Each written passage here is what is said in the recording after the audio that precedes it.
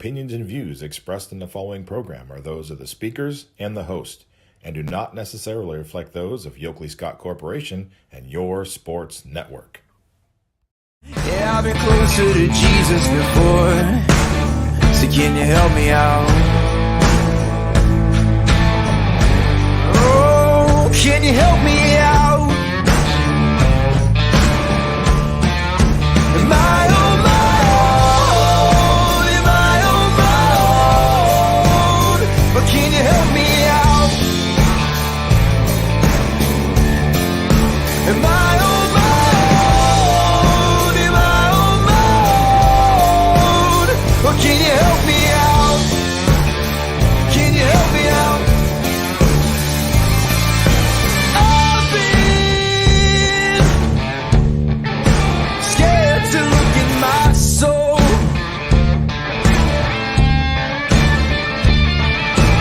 I've been afraid I would follow the road. Yeah, afraid of the things I've been told.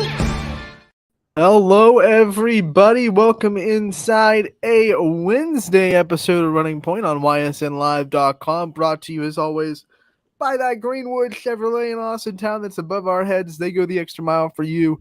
And we try to do the same here on this show. Anthony Hartwig with you, as always. And like every Wednesday, we're joined by Mr. Scotty Too Hottie Mentor. Scotty, how we doing today, bud? I'm doing great. Feeling good. Got good energy today. I know it's the weather isn't very May-like, but It's not. gotta make the best of it. I don't think Mother Nature is an NSYNC fan. She heard it's going to be May, and she's like, no, or it's not. Yeah. He's like, It's funny oh, because, like, my even though beard. there's a lot canceled today, I'm looking out my window, and right now the sun's trying to peek out up here in Boardman, but we know it rained pretty hard this morning, and it rained through last night. It's supposed to rain again this afternoon, scattered, but still rain. We're holding on. That's what we're doing, right? I keep remembering, Scotty, that it was a lot worse last year, and trying to remember, like, this is the worst week that we've had all spring, and most of the spring has been pretty mild. We've had a couple of days here and there, that have been canceled, but we haven't had a week like this yet where it's like Monday, Tuesday, Wednesday, just everything canceled. I mean, it's bad even when Fitch moves their games, right? So okay, we're going through it. When Fitch and the Turf moves their games, all right, something's going on. So we just been hanging on, and from my perspective, I've just been trying to realize that, like, hey, at least it's not last year, because last year it was like this every week where we were just like missed 3 days a week, and then like the fields weren't ready by Thursday, so we missed Thursday too, and it's like, hey, we might be able to play on Friday, So I keep trying to tell myself that at least it's not last year, and it gives me a little bit of hope. Yeah, that's true. And I do hear that the weekend. I haven't looked at the extended forecast, but I do hear the weekend is supposed to be pretty nice. So hopefully this is the last. Hopefully after this, we start catching some breaks weather-wise, and it gets more, summer-like as summer is approaching, just a little over a month away. So, Scotty, you talk about that extended forecast. According to the Storm Tracker 21 app, tomorrow the rain is supposed to go away. It's supposed to be dry, 57 tomorrow. 57, not the warmest, but compared to what it was yesterday and Monday, and even today, it's spiked a little bit. 57 is very doable. And then Friday 63 and Saturday 70, Sunday 75. So you're right. We're just like we're getting paid off for going through these last 3 days. Props to the Mr. DePaulo over at 21 WFMJ. Meteorologists get a bad rap when there's bad weather. Like, he's probably gotten a lot of social media warriors, keyboard warriors out there that are saying, expletive you in Mr. DePaulo because, this is raining and this weather sucks. Like, he's sitting there up there. People think that he's up there on the top of WFMJ with like a weather machine with his evil laugh and his evil mustache going, yeah. And the rain, like, Meteorologists have no control over the weather, despite what we think. And to hate on someone for just telling you what it's going to be, that's just, I've always found it kind of fascinating how people on social media will attack meteorologists for bad forecasts. Yeah, well, it really is I mean, that'd be a tough job to have. I mean, you think about it, it's kind of like talking, using sports as kind of like an analogy. It's kind of like a, a draft or a prediction where a lot of times, like, yeah, somebody could say their thoughts and feelings and what they think something's gonna be or turn into, but when it boils down to it, it's really, a crapshoot. They're kind of just, throwing stuff at the wall in some sense, hoping it sticks. I do find when I go to Kansas City every summer, for those of you that don't know, I have family in Kansas City, so we go down there every summer. And if you've never been to the heart of the Midwest, whether it be Missouri, Kansas, Oklahoma, those kind of states, in the summer it gets unbelievably humid. Like you think it's humid in Ohio, go to a Kansas City summer where you're dealing with like 95 degrees, 100% humidity. That humidity that like you walk out the door and it hits you, right? So every summer we go to Kansas City, and one of the local meteorologists says something like, I don't remember it ever being at this humid in Kansas City ever before. And I'm sitting there like, every summer, dude. Last August. Here's a guess, probably next August. It's like, oh man. I think meteorologists in Kansas City just get amnesia every year. By the way, speaking of Kansas Oh, City, jeez. thanks for that recent. I forget what day it was, but again, I'm not trying to get you fired up, Anthony. But your baseball team hasn't had the best start, to say the least. But thanks for that recent win over Minnesota a few days. One win, Scotty. Like, we didn't even win the series. We won once. You did win one, and that's what I was hoping for. I'm like, if the Royals could at least get one out of this series, that'll be a win for my guards. So the guards aren't off to a good start either. Hush. We're off to a worse start, Scotty. I, We're 7-23. I know this. Uh, in your eyes, is it When's football season start? like, do you is there anything you could, as a Royals fan, I guess it's like you said, because the Daniel Reyes Chiefs have been so good, it's like God's like it's evening evened things out. Like, out. okay, we got the World Series when Kansas City couldn't do anything in the playoffs. So we weren't a bad football team when we were winning World Series. But it was like that those Alex Smith years where we couldn't win a playoff game. That was frustrating. So we were winning World Series, and then the universe said, the Chiefs aren't going to do anything. And then here we are, Royals are back to, where they were. I'm just hoping it doesn't take another 30 years like it did after the 85 World Series championship. That's what I'm hoping. Scotty, getting back to local a little bit. I don't think people want to hear all about Kansas City sports all the time. If they do, leave me a comment. I'd love to just run off about it, but I'm doubting people are tuning in to listen to Kansas City sports talk. It's almost tournament time, Scotty. The brackets for softball are out. Baseball brackets for baseball brackets for baseball. It's one of those days.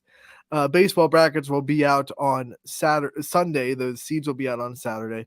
What's your favorite thing about tournament time? I know we talked about every kind of sports season when we get into playoffs. For football, we get into playoffs. Tournament time for basketball. Softball and baseball, Scotty, to me at least, have a little bit of a different feel because the sport is so fickle, and you really feel the gravity of the one and done in high school softball tournaments.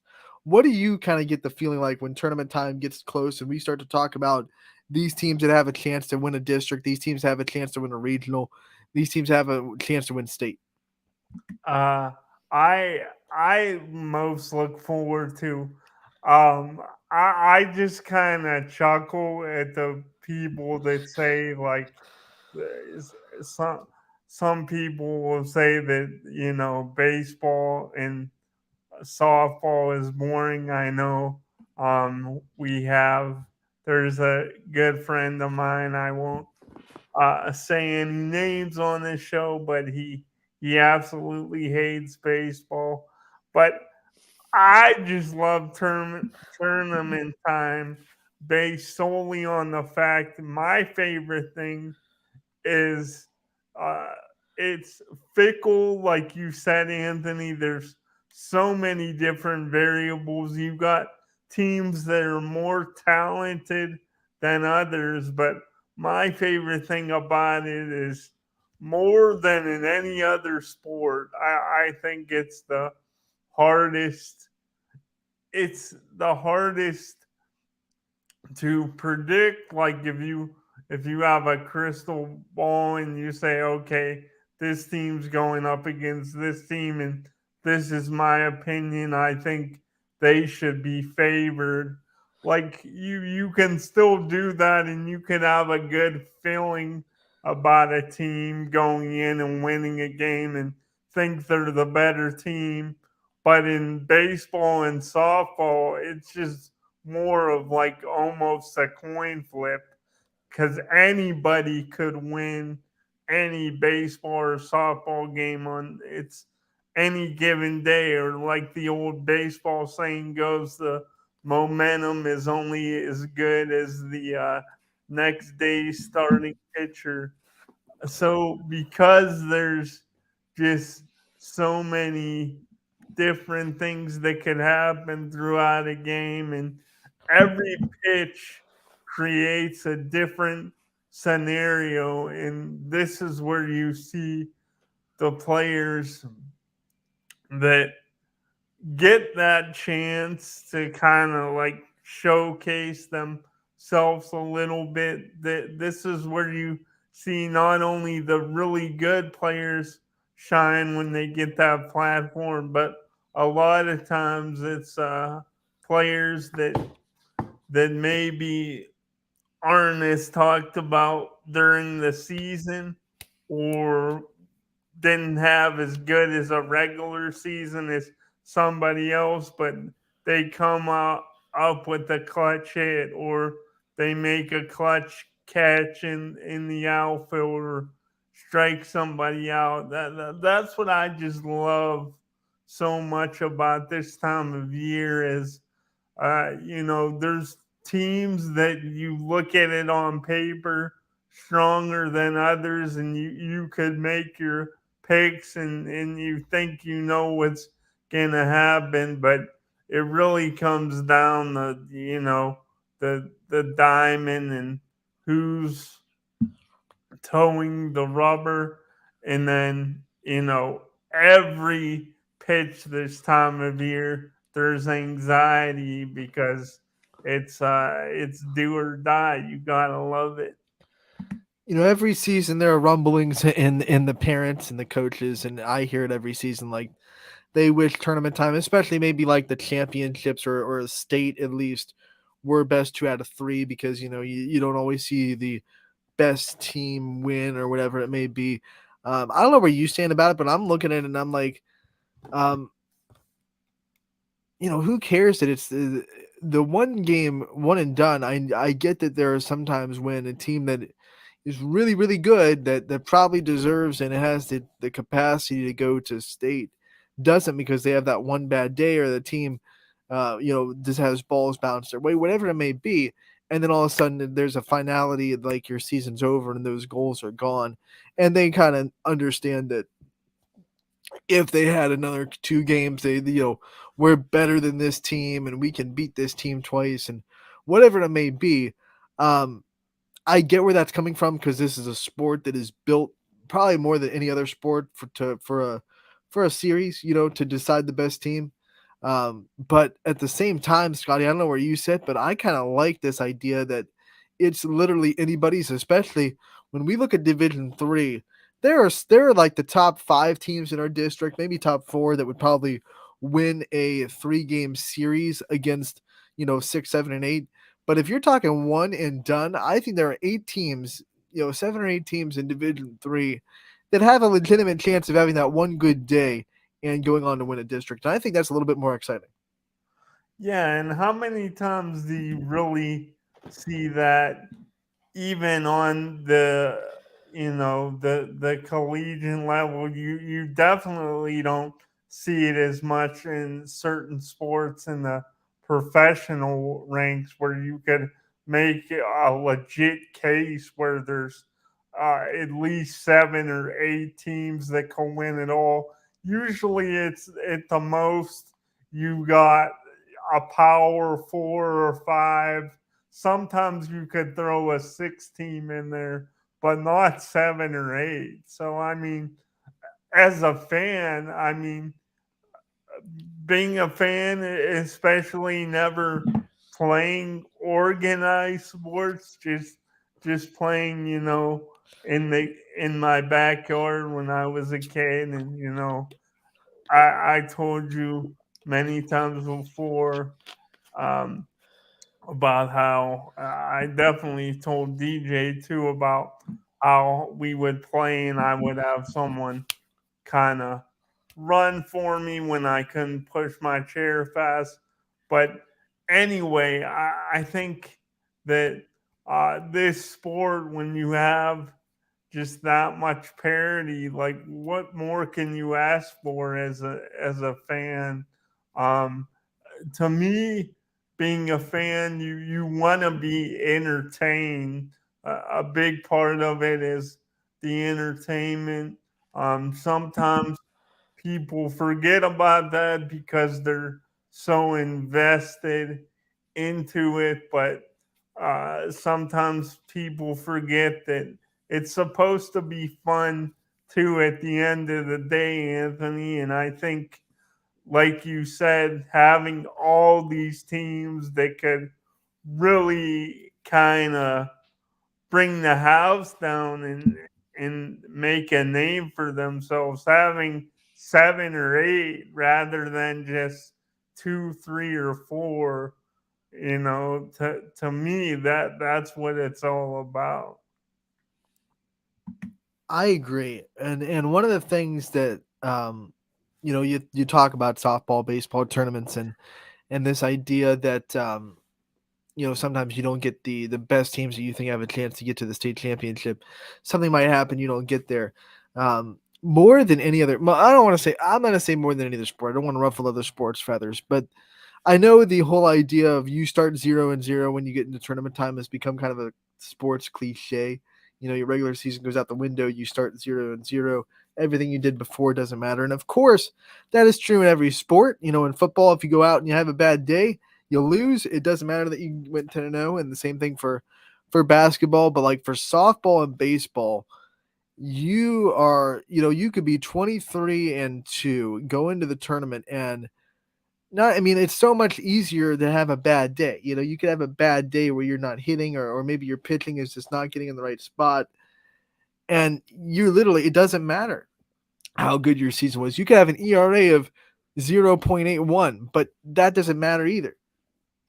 In the tournament, you have an ERA of 0. It doesn't matter. And that's one of the things that I like about the intensity of tournament time for baseball and softball, because we've seen teams that aren't 23-2 make a deep run in the tournament. We've seen South Range, with a losing record in baseball at the end of the regular season, make a deep tournament run. You literally start at 0 when you are going into a tournament bracket in this sport. And like I said, it's true for the other sports, but I just feel like there's a lot more weight to that statement when you're talking about baseball and softball.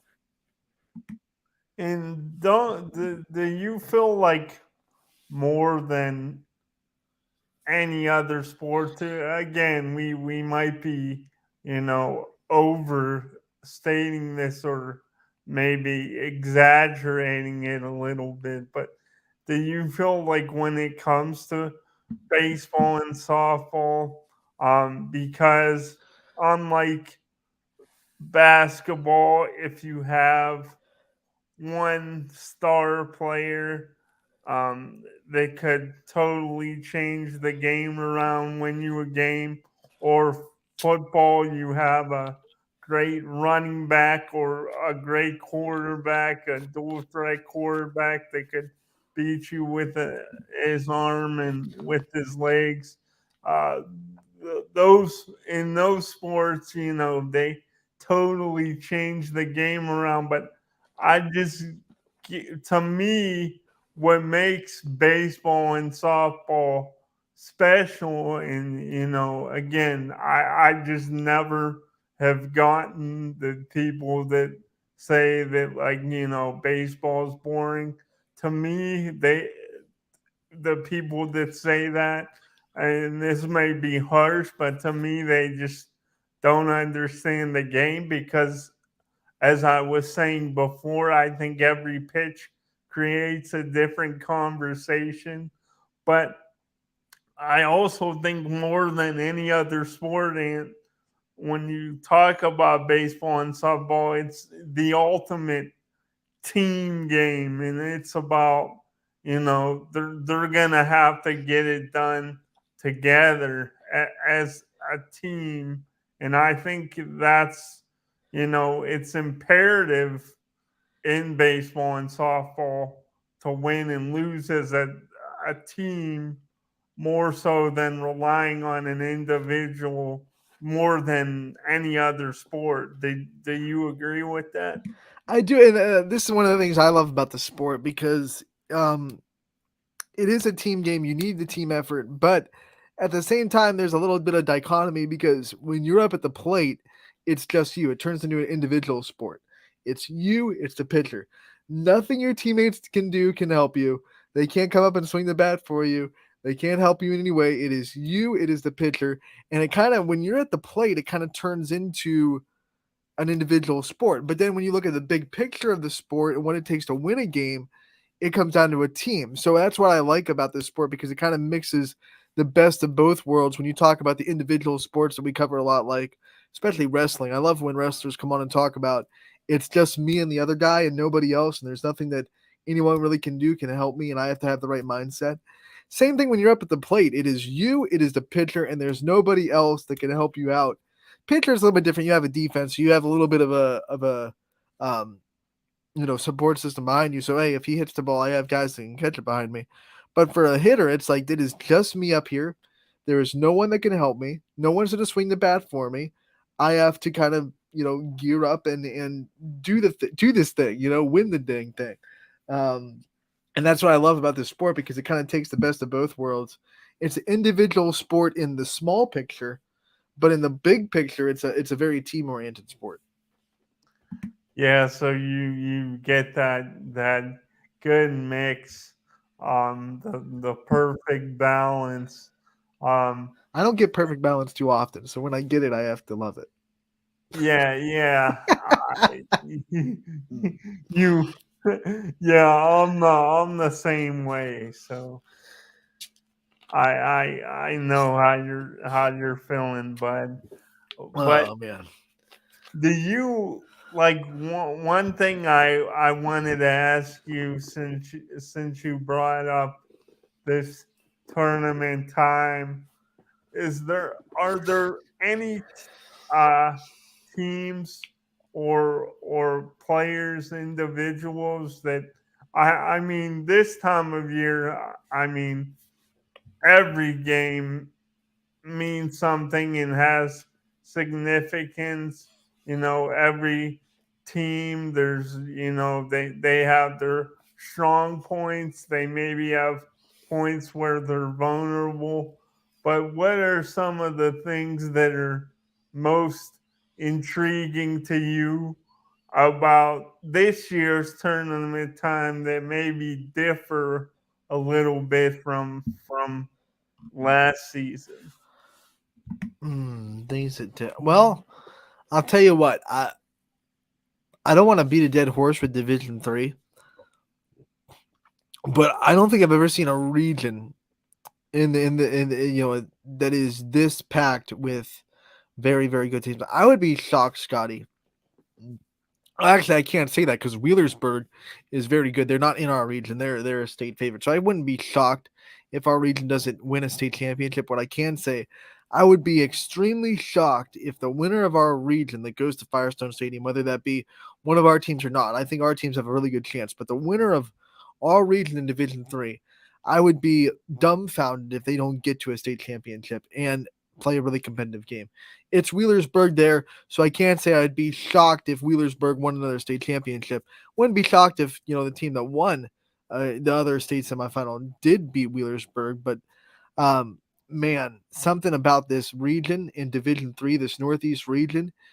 If you know softball, you understand that it is just absolutely loaded. Teams that have come from Division Two down to Division Three. There are some teams that have gone from Division Four up into Division Three as well, and then your Division Three mainstays or powerhouses are still there. So now you in the district you have South Range champion Columbiana, Brookfield, Springfield. I mean, you have a bunch of teams in the division. But then outside of the division, you have Worcester Triway, who won a state championship last year in Division Two. They moved down to Division Three. They're in our region. You have Tuslaw, who won the region last year. You have LaGrange Keystone, who's the winningest softball program in the state of Ohio. Period. All in our region. So it's like it's a gauntlet. Whoever gets out of this region in Division Three is gonna probably go to the state championship and have a good chance to win it. Filled with juggernauts. It's ridiculous. Man, that's just so much talent there, Anthony. And that's I mean, And that's why I was saying before, Scotty, not to cut you off, but it just popped in my head. Like, there are so many teams that can win a district. And although there are some teams that have the pedigree and you kind of expect them, the way they've been playing, to win a district and go to a regional and have a good chance to win a region, all that kind of stuff, there are a lot of teams just in this district that have a chance to win. And I'm not going to sit here and say, well, I can't see a clear favorite in our district in Division Three because I don't think there is one. yeah, like do you think as a coach, like when you talk about going into tournament times and the favorites and there not being clear favorite, do you think though as coaches it never really changes their expectation, like every one of these coaches, no matter who they're coaching, of the teams you some of the teams you mentioned, that you think kind of their expectations and the players are that it's we want to win a championship or it's a bust? Do you think it's always that, or do you think there's sometimes when you go up against, when it's such a gauntlet like you said, and there's going to be a team that suffers a tough loss, brutal loss, gets eliminated, like do coaches, do you think they still find any solace in that, or do you think their mindset is a lot like ours as fans, where it's like we want a championship or we're disappointed? Just for there are programs, multiple programs in Division Three that are at least district championship or bust. Like if we don't win a district, our season is just, I don't want to say a waste, but it's a huge disappointment because they have that expectation of being in the running for going to state. Obviously, I don't think any of these teams have the mindset of if we don't get to state, it's a failed season because of what this sport is and how fickle it can be. But there are like South Range, for example, since 2010, they've won. I hope I'm right because I'm counting in my head.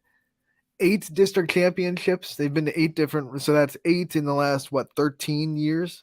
So they've only missed 5 district championships in the last 13 seasons. So they have this pedigree of winning district championships. And then they've also been to 2 state championship games, and they've been to a couple of regional championships in that stretch as well. So they have this kind of pedigree of we win. Like we win district championships in this program. Same thing with champion. Like they have this pedigree in their program. We win district championships. We win state championships. We have 6 of them under Sarah Weaver. Um, Poland, they've been to plenty of state championships in their year. Brookfield has gone to back-to-back district championships, lost in both the Matthews in Division 4, but now they're up in Division 3. They feel like they have a pedigree building and a program building. So there are a lot of programs in Division 3, Scotty, that will have that mindset of it is a championship or bust for us, which makes this interesting because there can only be 2. There are 2 districts, 2 brackets, 2 district champions, and that's it. So you're going to have 6 or 7 programs that have that mentality that, we win in this program. We have a winning culture, and only 2 of them can get out. And that's going to be the real interesting part. Yeah, that's the man. Like as a player, I think I would absolutely love it. Like having those expectations and just I felt like I would want to show off for everybody. And you mentioned several of the great programs that have won many championships. Poland. You even mentioned Brookfield and their rise. But as a player, I would love that, man, going out there on the field and that like this is our goal, this is our expectation. You leave everything out there, absolutely give 110%. There might be a little of that anxiety, but I think as a player, Anthony, if it was me, and again, I don't live in a world where I'd be able to participate, but just as a fun hypothetical, if I did, I think there would be a little bit of anxiety, but the anxiety would be more like good anxiety, almost like the butterflies. But as a coach, man, uh, some of that you wonder, does it keep these coaches up at night, like especially before or right after a big game, win or lose, or are they constantly thinking about the next step and the what could have gone right, what did go right, what went wrong? Like it just it has to be a lot that weighs on everybody. One of the things that I bet kept them up at night, and they're probably happy that it's kind of finally done with, is the decision of where I'm going to go. Like, what bracket am I going to go into? Where do I think the best path of a district championship is at? Because there's landmines everywhere in Division 3. So trying to decide like who I match up with the best. The good thing about a lot of these Division 3 teams is they've played each other or they've played very similar opponents. So they kind of understand how they match up with each other. South Range and Poland in the same conference, Brookfield and Champion in the same conference, et cetera, et cetera. So they kind of understand. Okay, we've played these teams. We know how we line up. We know kind of how we match up with them. I think that's one of the reasons why Poland went into South Range's district, because they looked at their last game against South Range and said, okay, we lost 8-6, but we feel like we can turn that game around a little bit, and we can go into that bracket. They would rather play South Range than maybe a Champion, because they hadn't seen Champion before. That it would be a new experience, and making decisions like that is gonna, in this district at least, was probably very hard, very difficult. They probably had a lot of discussions with their assistants, like, what do we want to do? How do we want to go about placing ourselves in this picture, especially probably the 3, 4, and 5 seeds, because 1 and 2, they just kind of pick where they want to play. You get to pick where you want to play. 2 gets to pick where they want to play, and then everyone else has to go based on those 2 decisions. So 3, 4, 5, and 6 had that kind of mindset of, do we want to go attack the 1 seed or the 2 seed, which is South Range champion? What district do we want to go in? Do we want to go in the bottom of the district? Do we want to go in the top of the district? Do we rather see champion and championship or a semifinal? What other teams are going in there? I bet 7, 8, 9, 10 had a tough time because they had to kind of make their decision based on what those teams did. So, okay, who went there? How's this bracket shaping up? How many landmines do I have to go through to get to a district championship? How far do I want to try to get to go? I've talked to a lot of coaches before the tournament draw, and that was one of the things that, man, I don't know what I'm going to do. I don't know where I'm going to go. It was definitely weighing on their mind. When the games start, though, I feel like the adrenaline kind of kicks in. They realize that if we win this district, we're going to be well tested. We're going to earn it. We're going to be ready for regionals, and that excites them. So I think the thing that kept them up more than the actual game, Scotty, is the strategy of where they want to go in a bracket, because it's all on the coaches. It's not like a computer just puts them where they're going to go. It's not a seating arrangement like the NCAA tournament per se, where you're 9 and you automatically play an 8 seed, because that's just how it works. You have to kind of, as a coach, strategize where you want to go. It's out of the coach's hands in college basketball, right? It's in the committee's hands where they go. So as a coach, deciding what path might be the best for you, that's unique to high school, and it's not something that a lot of coaches in a very tough district, enjoy per se. You talked about teams facing off against each other that are familiar with each other and how they would, rather go about it that way because, obviously there's a book on them.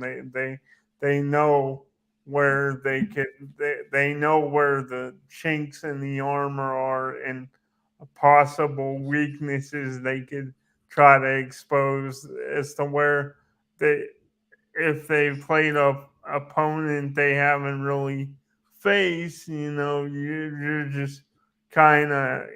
It's not that you don't go in with a plan, but you might have to constantly change that plan as the game evolves. Where if you're going up against the team you already know, there might not have to be as much in-game thinking and in-game strategy. But for you, Anthony, when these teams go up against each other and they've seen each other many times, is it as simple as who you favor as far as being someone that's you played some organized sports? I know we've talked about the challenger sports last week, so you've been on teams.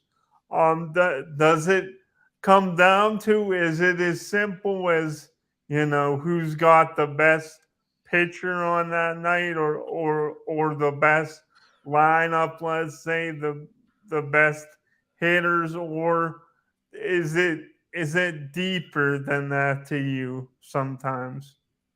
I think tournament time always comes down to pitching. Like, you see the best pitchers and the best pitching staffs in baseball make it far. Because offense tends to tighten up a little bit. You want it so bad. Maybe your bats aren't as good consistently. I think you don't see as many 12 to 10 games in tournament time for the you don't see, you see blowouts because maybe one team is better than the other and they just ransack a team, but you don't see a lot of those two good teams in high scoring games in tournament time. Usually if there are two good teams going at it, it's going to be like 4-3, 5-2, something like that, somewhere where it's low scoring, below 5 points. It really comes points. What am I saying, Scotty? Runs, below 5 runs. I think it's going to come down to pitching. It always comes down to pitching. Who's going to have the better pitching that night? Pitching, defense, timely hitting. Not hitting, but timely hitting. When do your hits come? Can you have that big hit with the runner in scoring position? Can you execute situational softball or baseball? Those are the three things that win tournament games. Yeah, it sounds easy, but it's not Mm-mm. as easy as it sounds, right? Like I, as you mentioned, this time of year the hitters tend to tighten up a little bit. So a lot of times, maybe an offense that was clicking on all cylinders before, they face a certain pitcher, they kind of tighten up, maybe a little bit of the nerves kick in, and you know they and maybe it's not necessarily that they totally get shut down, but it's more of a struggle when they have a tougher time making contact and putting the ball in play and getting those timely hits, as you And say, because it's all about it is all about when you get those hits, Anthony. I think that was a very good point you made. well, for example, and it also comes down to some pitchers have different pitching styles and who you match up with better. I mean, I talked about it yesterday when I broke down the Division One brackets, and I talked about Chardon possibly playing Hoban if it works out that way. And you look at Chardon's offense, Scotty, and the times they have struggled. They haven't struggled too much this year. They're a 3 seed for a reason. They've won a lot of games. But when their offense has struggled or has struggled to score, they've been struggling against velocity, rise ball pitchers. So the ones that are throwing, 61 to 66 miles an hour, and it's balls that are coming up at their face. They struggle against those ones. But Hoban has a very good pitcher, but she's a drop ball pitcher. She pitches to contact, doesn't have as much velocity, has a good defense behind her. The strikeout numbers aren't as high as some other pitchers that use velocity and use a rise ball. Um, so Chardon might have thought, hey, maybe against a possible Hoban matchup against that pitcher, we might have a better chance because we won't strike out as much, and we're prone to striking out against velocity and high pitchers. Faith Porter's a low pitcher, so maybe we can, you're doing the math. Maybe we can match up a little bit better against Faith Porter than maybe say a Sydney Watts or the girl from Hoover. Usually the girl from Walsh, but she's hurt now for the season. But those kind of pitchers that are up in the zone, they want you to strike out. Faith Porter, very good pitcher, spins the ball very well. But when you're talking about matchups, low ball pitcher that pitches to contact more than pitching for strikeouts, maybe Chardon saw something there that they could say, hey, we can expose that pitcher more than a rise ball pitcher. It's that kind of thing that you look at and you try to strategize. Yeah, what do you, because you're the um you're the expert when it comes to this stuff. What do you think more than anything makes the rise ball so effective and tough to hit and Well, it is tough to hit. I mean, you see the best hitters in the country when you watch it on TV. They're swinging at pitches that are up here, and you're saying, "What the heck are you doing?" But the thing that makes it tough, Scotty, is one, it's coming fast at you. The best rise ball pitchers can throw probably 68, 70 miles an hour, which is, we've said it before, equivalent to your 95-mile-an-hour fastball in baseball because they're closer to the plate. And the thing that's hard is when a hitter is gonna, you know, pull the trigger and decide on a swing, this rise ball is at your waist, and to your brain, it looks like that's a hittable pitch. You've been trained to hit pitches that are going to be at your waist. Belt high pitches, those are in the smoke zone for you as a hitter. So you're seeing a ball coming at your waist, and you're like, okay, I'm going to drill this. But by the time your bat gets to the zone, it's not at your waist anymore. It's up here, and you've looked foolish. So it's really counterintuitive to think to yourself, I have to see the ball at my knees before I swing at it. If it's a rise ball, you have to be able to pick up the rise ball too, which is very hard because it looks like a fastball, which is kind of straight velocity. So you have to be able to pick up the rise ball, which is hard, and then you have to be able to know, okay, instead of swinging at my belt like my brain is telling me to all the time, I have to swing low. So I have to swing when the ball looks like it's going to be at my knees or it's going to be low in the zone. That's why you'll hear a lot of softball coaches in the third base box, they're screaming at their hitters, see it down, see it down. You'll hear that a lot at a softball field, especially if they're playing a rise ball pitcher, see it down, because you have to see it low in the zone. And if you see it low, that means it's probably a flat rise ball. It's going to come up at your chest, top of the zone. Those are the ones that you can hit out of the ballpark. But if you see it high and you see it at your waist, you swing at that one. 9 times out of 10, it's a swing and a miss, and you're looking silly because you swing at a pitch up here. It So defies base, gravity. It really so, does. so what you're saying, it's kind of like the opposite of trying to hit a knuckleball pitcher in baseball, then where they would say if it's high, let it fly, if it's low, let it go. So you're saying it's kind of the opposite of that in softball. I'm not as trained in teaching and trying to instruct baseball hitters on how to pick up pitches, but I would also think that like baseball pitchers like to attack you lower in the zone and break low because baseball pitchers break low, right? So like your sliders come down and in, they dive at you. So I've got to be thinking that pitches like a slider that look like okay when you're ready to swing, they look like they're going to be sweet. Those are the ones that probably drop out of the zone. So a baseball pitcher, instead of saying see it down, they're probably telling themselves see it high. If you come and you're about to swing and it's up further than you would expect it to be, then you swing at that pitch, it's going to drop low into your sweet spot. So I bet baseball hitters, instead of saying see it down, probably saying see it up. See it up. Those balls that break down, your curve balls, your sliders, those balls that want to break down in the zone. Because there's no baseball pitch that really breaks up because they're standing on an elevated position and they're overarm throwing it.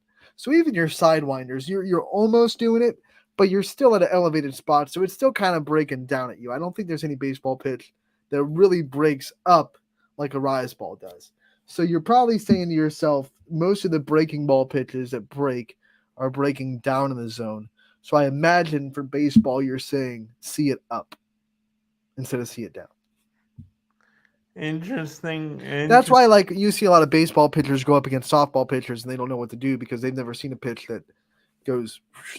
And I bet the softball hitters would have the same problem when they're going up against baseball pitchers because they're not used to seeing the release point up here, and they're also not used to a ball breaking down like that hard. There are drop balls in softball, but like down and in, you don't see a lot of pitchers that can throw a drop curve that can really give you trouble, which would be what a slider is in baseball. So that's probably why softball hitters that are trained to see it high with velocity struggle with maybe if a baseball pitcher went at them. And it's different release points and it's different break on the ball. So that's why you'll see really good baseball pitchers. These whole setups where they're like, we're gonna hit this softball pitcher, and they look silly because they're just not trained to see the ball that way. I'm sure if you gave a baseball hitter time in the zone, time in that cage, they'd probably get used to it. Same with softball hitters. If they're good enough, they'd adjust because they're good at that. But that's one of the things. It's just a different mindset they have to have in both sports. Well, I can't remember if there was video of it, but I know you got to be familiar with Jenny Finch, Anthony. Pitching to Um, Albert Pujols.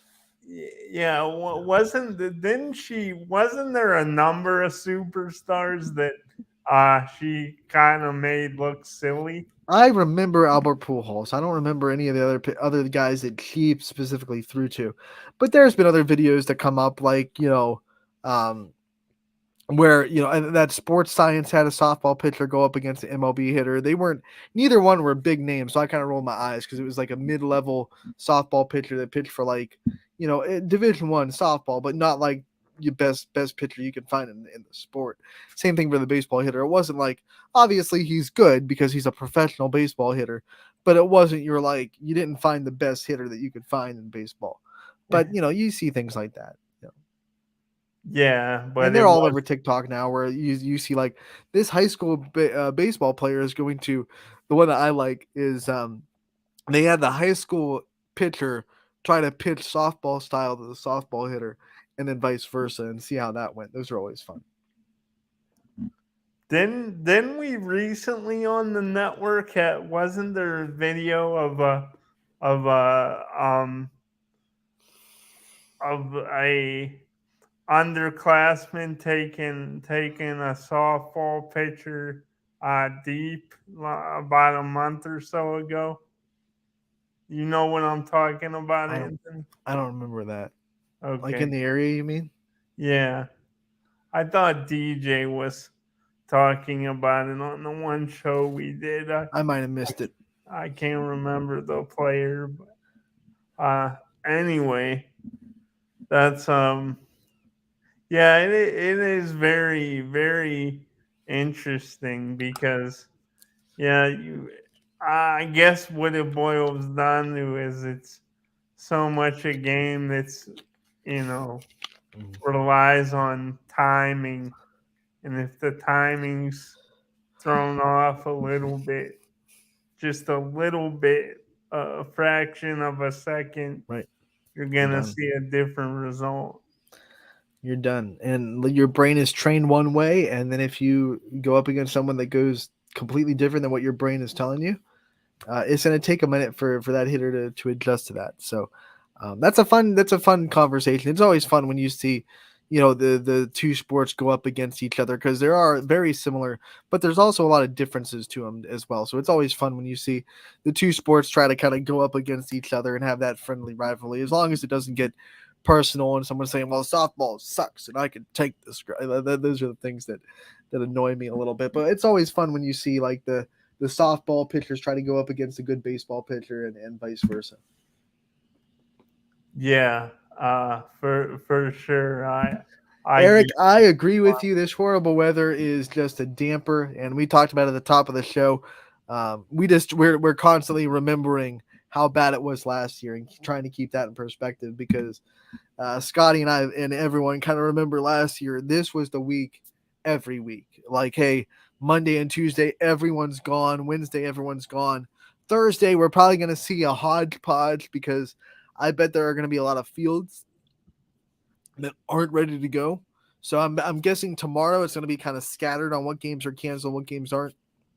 So there are going to be some teams this week that only get to play on Friday and Saturday.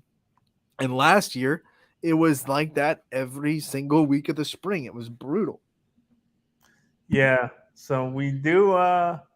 Hopefully, it's there's a light at the. It seems like Hey, there's gonna you be a you check Storm Tracker light at 21. the end There's a light, and of the it's Saturday. Saturdays are light.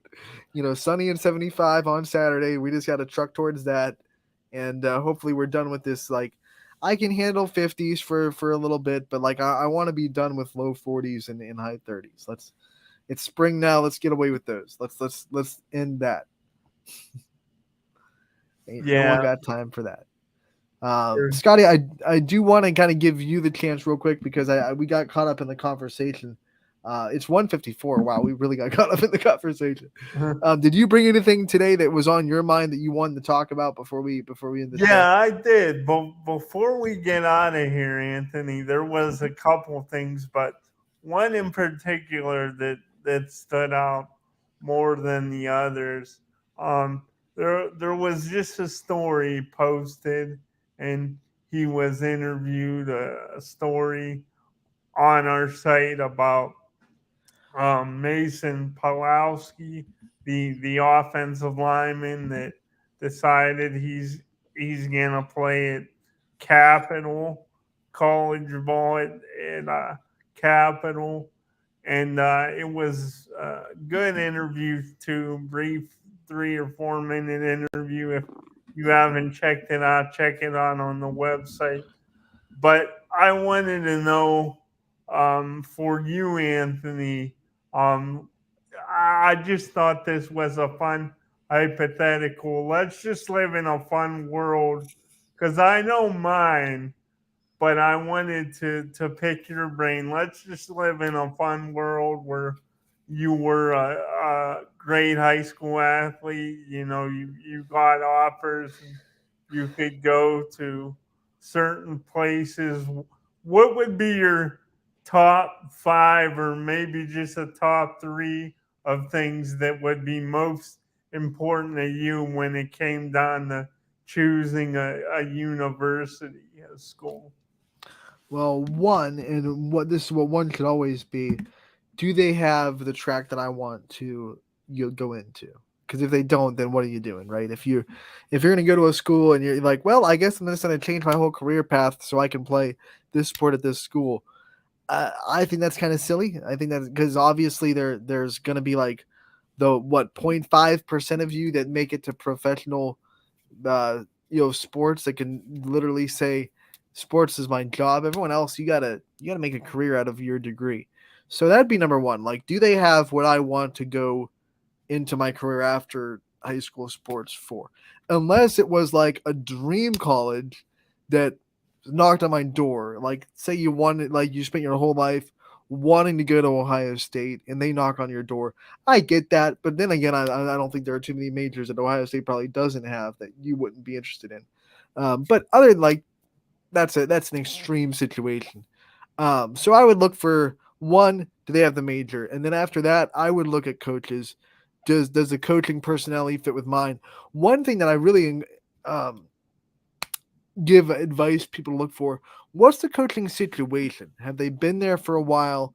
Do they look like they're going to be there for a while? Because if you say yes to a coach and then they get rid of them and a new coach comes in, that new coach has no obligation to keep your recruitment.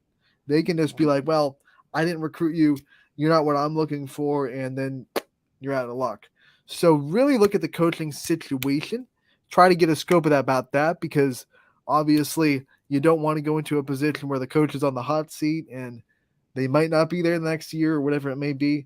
So I would look at that, and then obviously coaching personality. Do you fit with them? Are they going to push you? Do you think you can work with them? And then after that, it would be obviously the team. Like, do you go to the camps? Do you get along with the team? Do you think you mesh with them? That can be secondary, because I think you can kind of work on that as you go. So career track, coach, team, and then like the last kind of factors would be: do you enjoy the spot? Does the campus kind of feel right? Sometimes you just feel it. We talked to a lot of So athletes say we went to a campus and I just fell in love with the campus. And like, that's a lot of the things that we hear. So is it one of those campuses that you like, that you enjoy? Do you kind of, are you in a spot where you want to be? Are you far enough from home that you want to be that far? Are you close enough from home? Are you too far away from home? Those kind of things kind of become back of your mind factors. But I think the top three for me, if I was thinking about it, would be um, career path or major, coach, team, and then all the other stuff kind of comes after that. uh, good takes, good answers. I thought you maybe would say I thought you were going to ask me like, what are the 5 places that I would try to go? Like right now, if I had to, I was like racking my brain, like what colleges, what coaches do I know, and what coaches well that can I give a that's shout part out to? I was of like, oh my gosh. that's part of where I was gonna go to, was the, like, do you care like about the look of like the uniforms No, that and is stuff way like down. Hopefully, there aren't kids that's a make or break decision. Like, oh, I love everything about you, but sorry, your uniform sucks, so I'm gone. Can you that imagine? was Like, you have everything I'm looking for, but your uniform sucks, so I'm out. yeah, like that. It is pretty I'm sorry, I wild to can't wear think red. Red's bad for my complexion. I'm about. gone. Well, you gotta think though, in a place like Oregon, that's gotta kind Oregon's a difference. People might go to Oregon because they have the deal with Nike and they're right next door and they get so much kind of swag from Nike. That might be a selling point. Like, hey, we have all these uniforms. So Oregon, Oregon is a outlier in that. Some people find Oregon annoying because they have so many uniforms, but that might be a selling point. Like, hey, we have a lot of swag. We have a good deal with Nike. We're always getting new stuff. You never have to worry about like getting stale. It's probably a good selling point for Oregon, I would imagine. so Also, what is a I good could selling just point, I just Scotty, is when teams switch to a different brand. Like, I remember when Georgia Tech went from Russell to Adidas. It was a big deal, and that was a big recruiting tool because, hey, we're now an Adidas school. We have these nice new Adidas uniforms, and now with NIL, obviously, you have a chance to make a deal with Adidas, a sponsorship with Adidas. So that's a big deal too. You bring up a good point. Uniforms can be a selling point in some schools like that where they're switching over to a new brand or they have, the branding. But I hope it's a very bottom of the list factor to these kids because I hope they're not picking a school at the end of the day because, hey, they have cool uniforms. I know there are kids out there that do that, and I kind of laugh and then kind of cry about it because I know that happens. Scotty, we have to go. It is time to end the show. A little bit of overtime. That's okay. We have no one at 2:00 anyway. But thank you for coming on like every week. Great discussion. This is kind of the show where we kind of spread our wings and go because we didn't have games to talk about because everything's been canceled. So thank you for coming on and just kind of winging it with us. Tomorrow we're going to be back on Running Point. We have an interview to play. Hannah Heath, the senior from Western Reserve, is going to be on the show. Not on the show. Will be played on the show. I just had a chance to talk with her right before we went on live. So good chance to talk to another senior that will be playing at the next level. Western Reserve's undefeated, so we want to give them some love. Absolutely. They're 13-0 right now on the season. They're putting in good work. They're the 1 seed in Division 4. We think they can make a pretty deep run in the softball tournament. So tomorrow, Hannah Heath will have more diving into the tournament brackets. I went over Division 1 yesterday. We'll dive into Division 2 tomorrow, talk about all these teams, talk about where our teams land, and all that fun stuff. And then hopefully we'll have games to preview tomorrow as well. So don't miss that on Running Point tomorrow, 1 to 2. Thank you so much for tuning in today. Enjoy your night. Not a lot of softball and baseball to talk about, unfortunately. But if you find one, great. Get out and support these athletes.